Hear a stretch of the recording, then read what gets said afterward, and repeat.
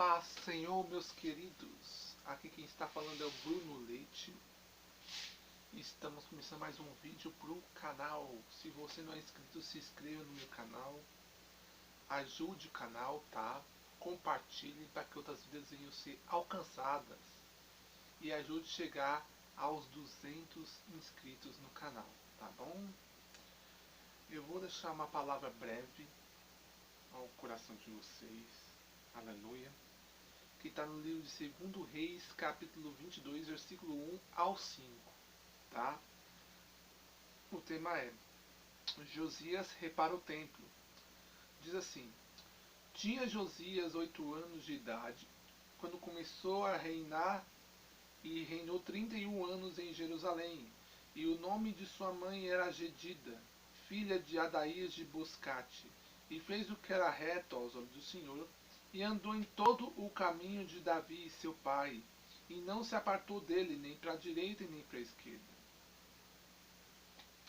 Sucedeu, pois, que no 18º ano do rei Josias, o rei mandou o escrivão Safã, filho de Azalias, filho de Mesulão, à casa do Senhor, dizendo: sobe a Ilquias, o sumo sacerdote, para que tome o dinheiro que se trouxe à casa do Senhor, o qual os guardas do umbral da porta ajuntaram do povo. E o que der na mão dos que têm o cargo da obra, e estão encarregados da casa do Senhor, para que o deem àqueles que faz a obra que há na casa do Senhor, para repararem as fendas da casa. Até aqui só. Meus queridos, a Bíblia vai nos dizer que Deus levantou um menino de 8 anos, né, por nome Josias, né, para governar Israel. E você vê que Josias teve essa responsabilidade ainda criança. E você vê que naquele tempo o povo de Israel estava corrompido.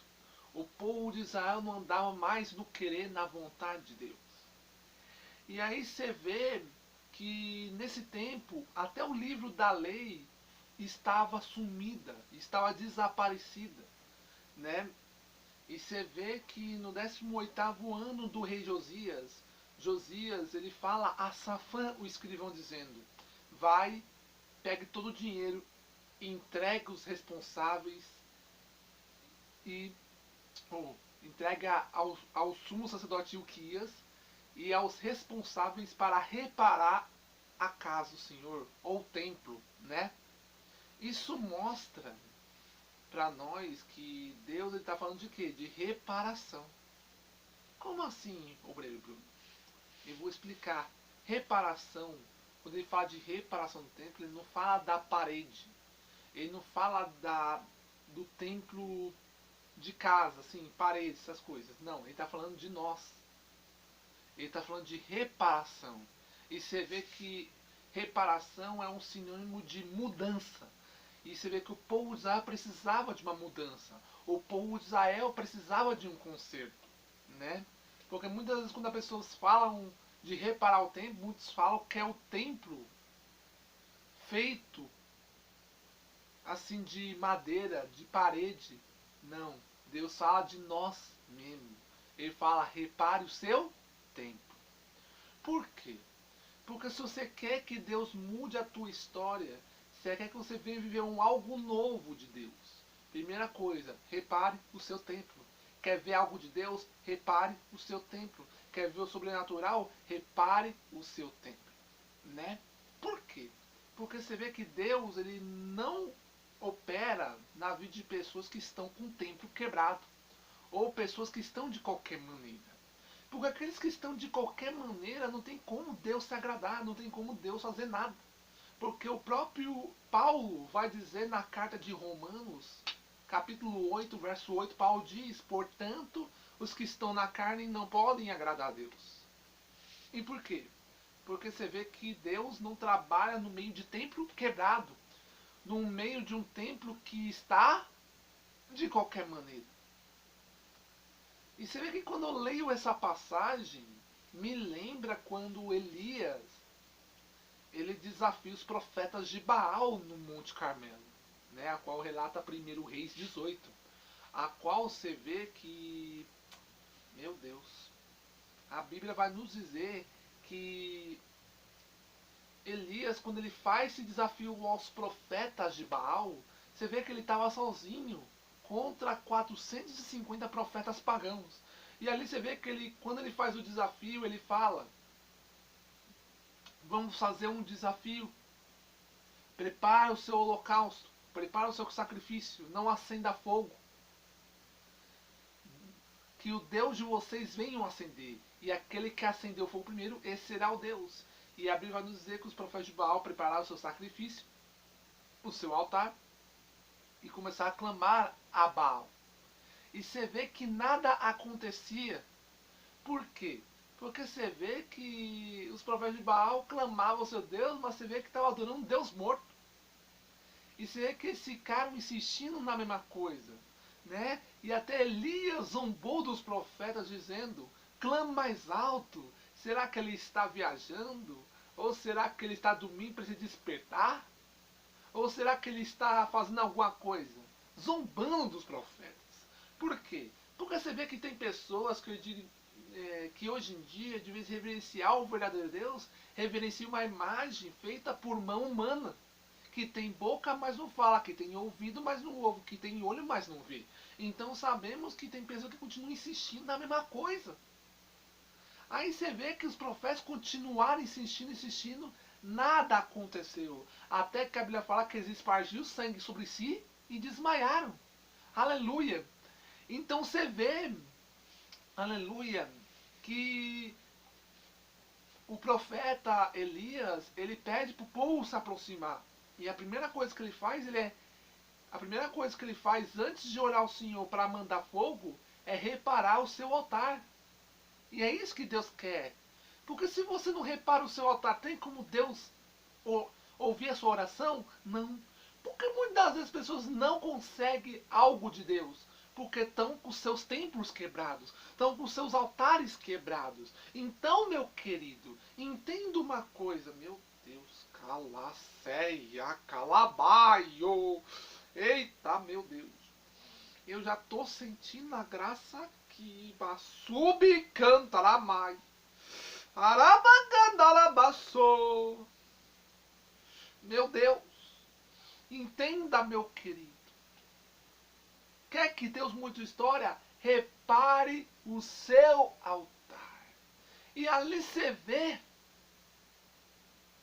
que Elias ele repara o altar conforme as 12 tribos de Israel, que são Ruben, Simeão, Levi, Judá, Isacar, Zebulon, Gade, Azer, Dan, Naphtali, José e Benjamim, as 12 tribos de Israel.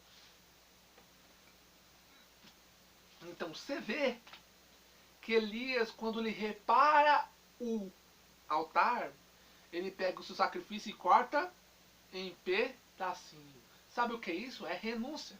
Porque quando você repara a sua vida, você tem que também entender que quando você está se consertando, você também está renunciando o seu eu.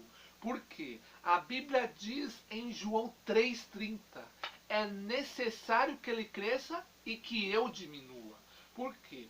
Porque quando você mata o seu eu, você está deixando o Senhor aparecer na sua vida. Porque quando você repara, você está matando o seu eu. Você está matando a sua vontade. Aleluia. E ali você vê que o profeta Elias, quando ele fez isso, ele faz um rego em redor ao altar. Ele pega mais ou menos de 2 a 3 cântaros de água e joga ali naquele rego. E você vê que quando ele termina, ele ora ao Senhor dizendo: Senhor, mostre para esse povo que só o Senhor é o Deus de Israel. Manda o fogo. E a Bíblia vai nos dizer que Deus ele ouve a oração do profeta. E o fogo desce do céu, consome tudo que está ali. Até a água que estava ali lambeu. A própria palavra vai dizer. Mas por que Deus respondeu a oração de Elias? Porque ele reparou o seu altar. Porque se Elias não reparasse o altar, Deus iria responder a oração dele? Não. Então entenda uma coisa. Quer que Deus mude a história? Repare o seu altar. Então você precisa reparar a sua vida, né? Aleluia. E você vê que é interessante, né? Que os profetas de Baal não conseguiram, primeiro, porque estavam adorando um Deus morto. E segundo, estava com o templo quebrado, estava com a sua vida de qualquer maneira. E é assim nos dias de hoje. Pessoas que estão de qualquer maneira, perdão, pessoas que estão com o templo quebrado, não tem como Deus trabalhar. Não tem como Deus abençoar. Não tem como você viver um novo de Deus se você estiver de qualquer maneira. Se você estiver com o seu templo de qualquer jeito. Mas a partir do momento quando você repara o seu altar, Deus começa a mudar a tua vida. Deus começa a transformar. Aleluia. E você vê que, lendo essa passagem de 2 Reis 22, lembrou a passagem de Elias, que eu falei agora, e lembra também João capítulo 2.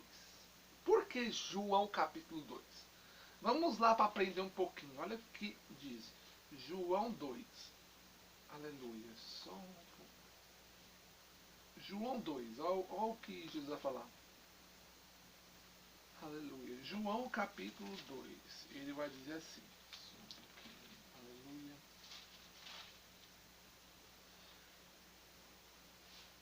Jesus purifica o templo. Porque quando nós falamos de reparação, relata também sobre pureza, relata sobre renovo, conserto, né? Olha o que ele diz aqui, ó, versículo 13. Diz assim: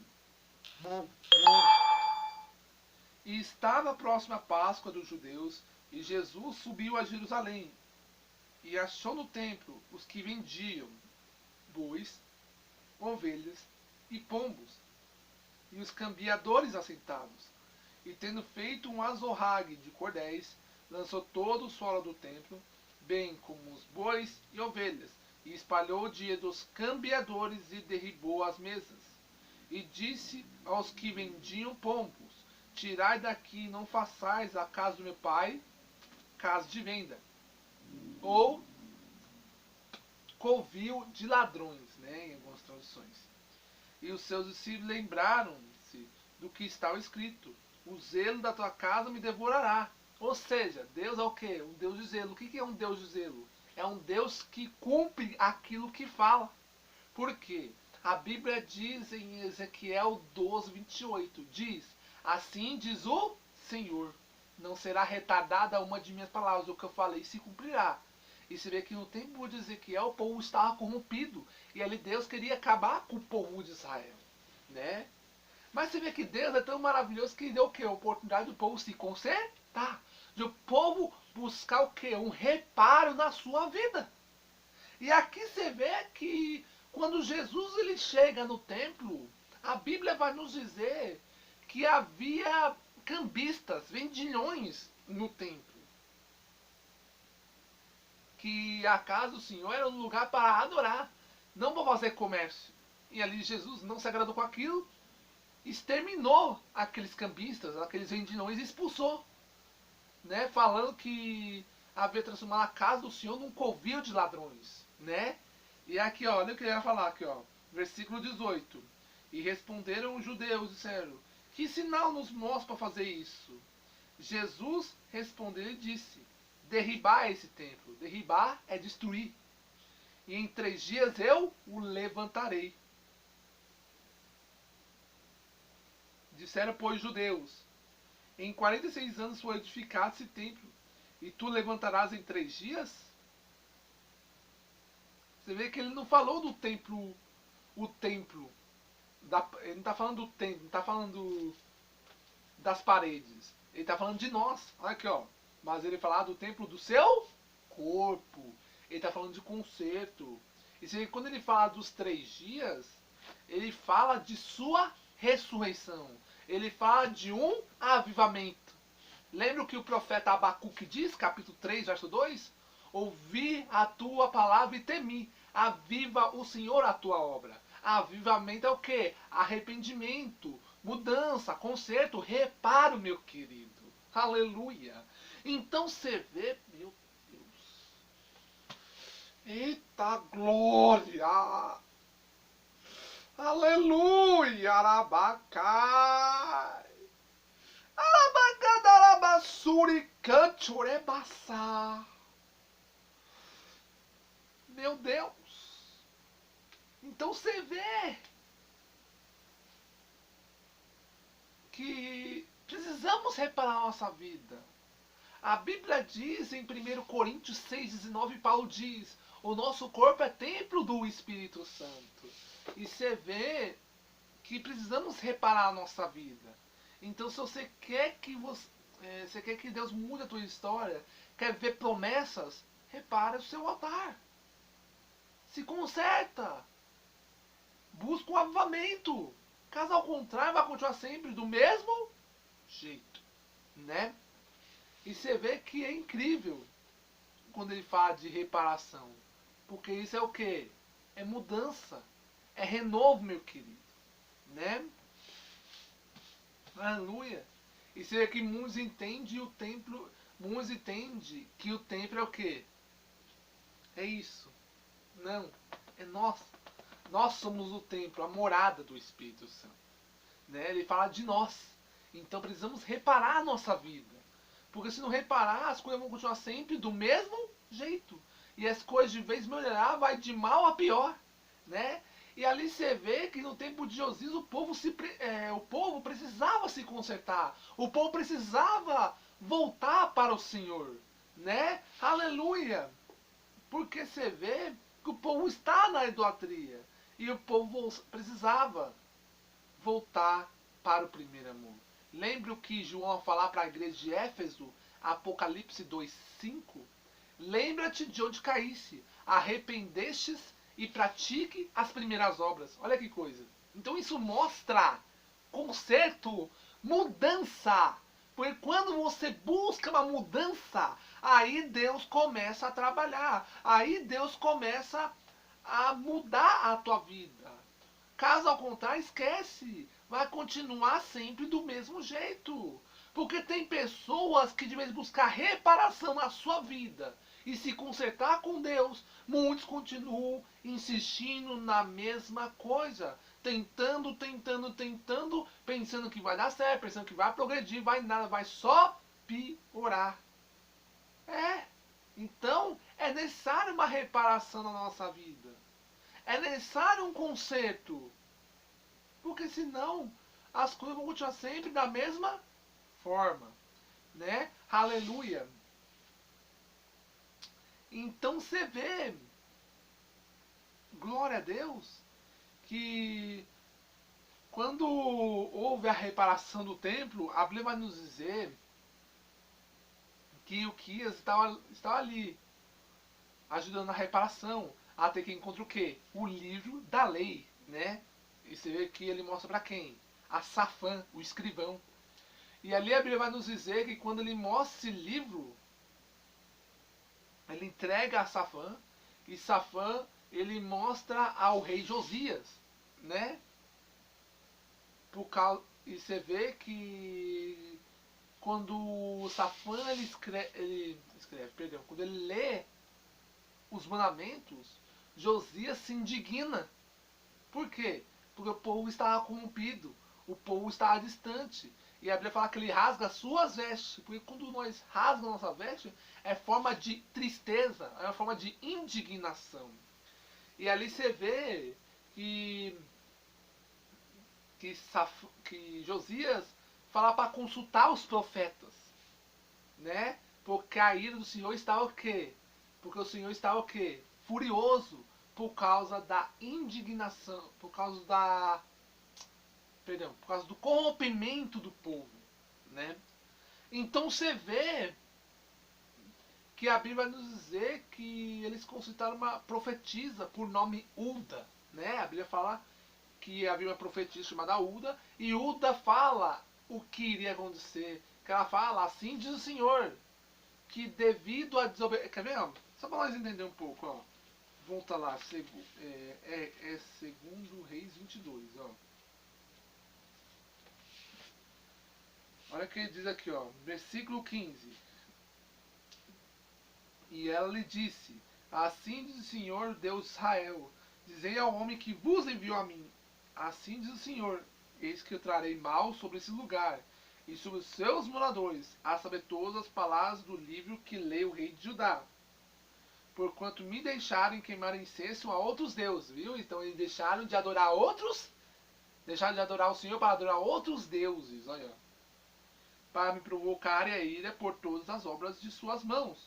O meu furor se acendeu contra esse lugar e não se apagará. Porém o rei de Judá, que vos enviou a consultar ao Senhor, assim lhe direis: Assim diz o Senhor ao Deus de Israel, acerca das palavras que ouviste. Porquanto teu coração se enterneceu e te humilhaste perante o Senhor, quando ouviste o que falei contra esse lugar e contra os seus moradores, que seriam para a assolação e para a maldição, e regaste suas vestes e choraste perante a mim, eu também ouvi, diz o Senhor. Pelo que eis que eu te ajudarei aos seus pais, e tu serás ajudado em paz à sua sepultura, e os seus olhos não verão todo o mal que hei de trazer sobre esse lugar. Então tornaram trazer o rei a resposta.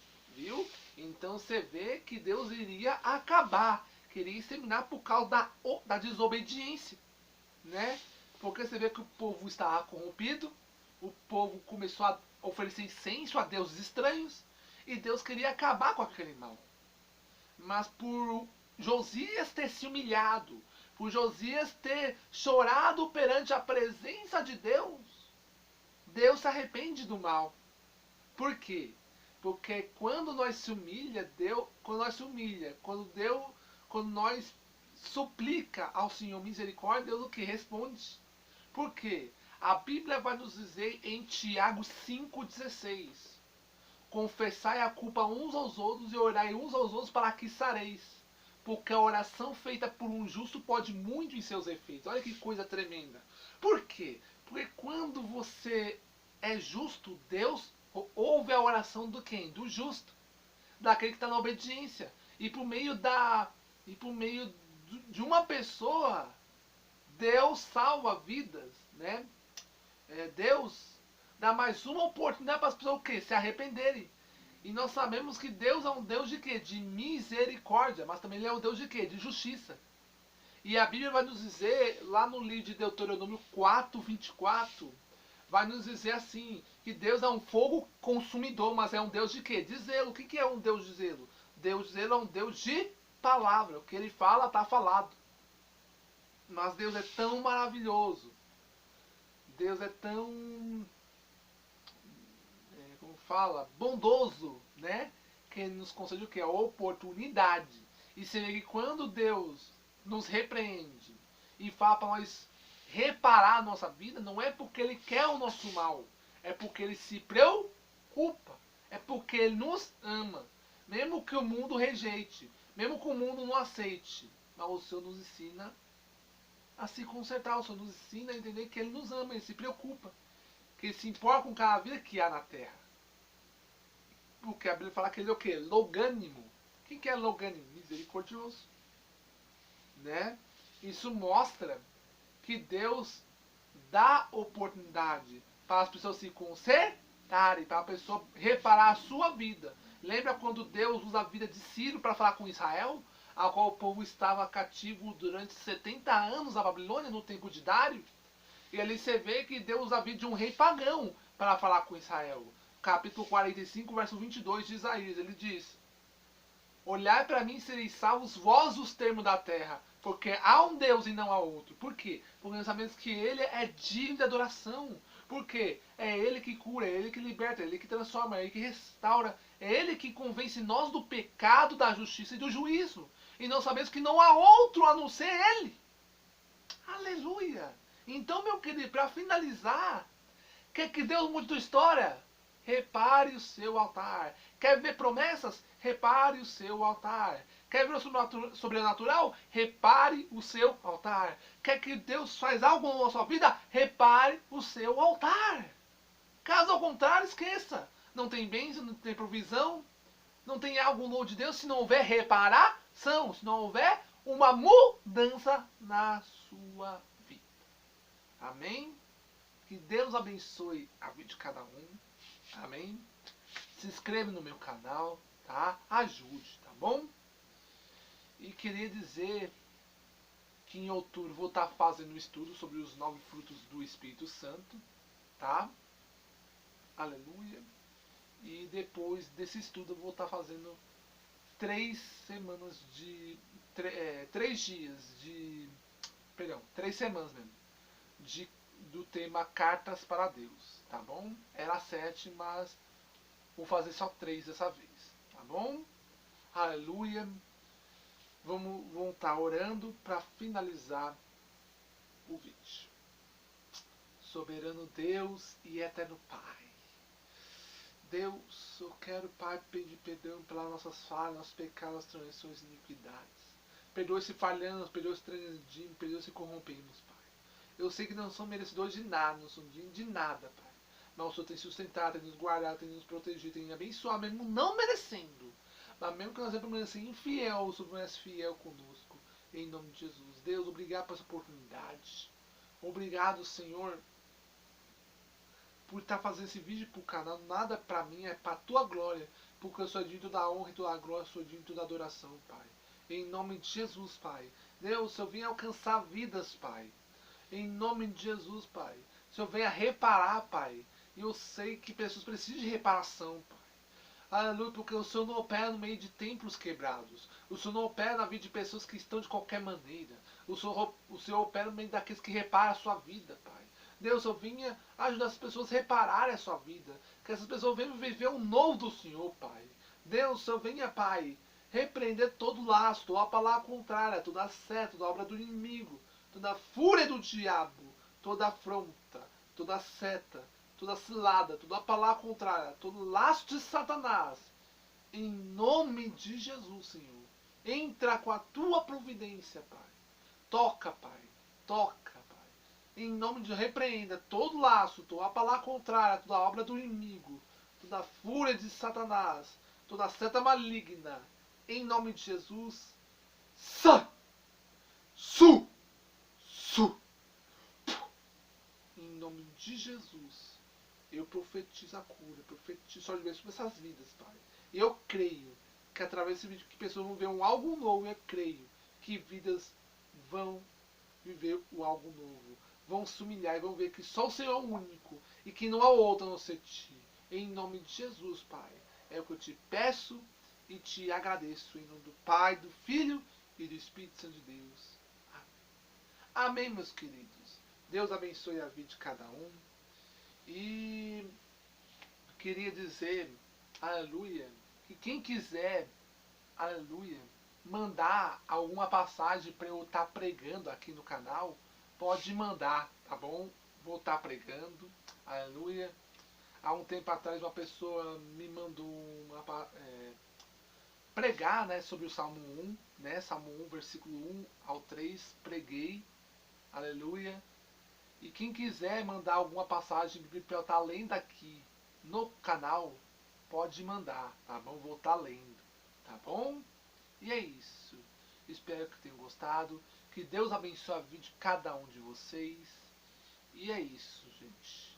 Fiquem todos na paz do Senhor Jesus e que Deus abençoe a vida de